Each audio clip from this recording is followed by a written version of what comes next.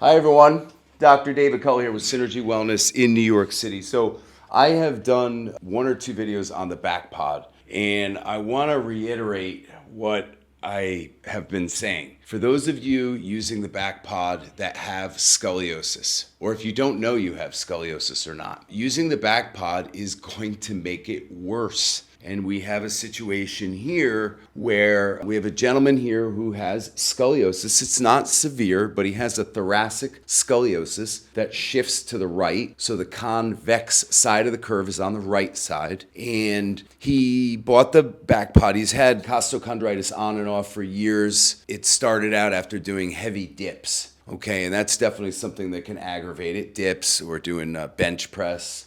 Inclines even, that can certainly aggravate it. But he also is in construction. He works in construction. So he's, doing a lot of heavy lifting, a heavy labor all day long using the chest muscles. So he recently aggravated it, started with the BackPod. And at first he said that BackPod seemed to help him. But then after a few days, it got significantly worse. And the reason behind that is the BackPod is just basically a plastic egg that you lay on to get motion in your thoracic spine. And I get it, the developer tried to make it so you guys could increase range of motion in your thoracic spine because your thoracic spine, your mid-back, is directly related to costochondritis. And he's been telling me one day he has back pain, the next day he has chest pain. Do you ever have both at the same time? Yeah.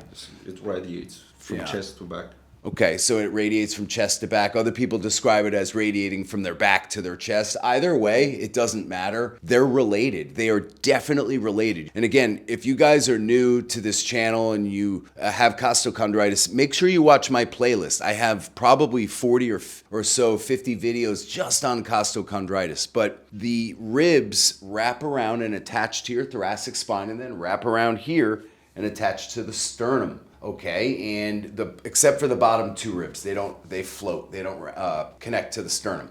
But that being said, lack of mobility in the thoracic spine can increase pressure and pain and swelling in the chest. And using a BackPod, it's just going to grossly manipulate the spine, and then it could push that spine, that right scoliosis, worse, and start creating pinched nerves in between the shoulder blades. And that's what he's dealing with right now.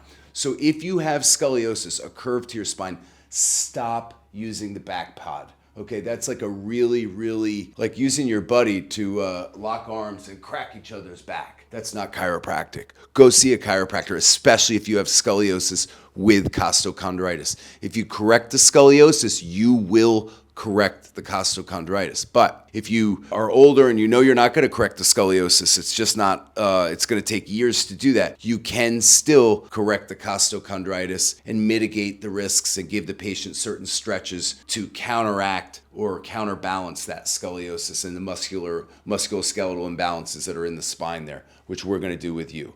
Okay, so I just wanted to go over that with you guys. I'm going to do an exam on him. I'm not going to show you the exam, but if you're interested in watching exams or treatments for other people with costochondritis, check out my playlist. I've got dozens and dozens of videos. Thanks for tuning in. Thank you guys so much. If you got anything from this video, or even if you just like this view of the Empire State Building and the Chrysler Building, give me a like and don't forget to subscribe. Appreciate you guys.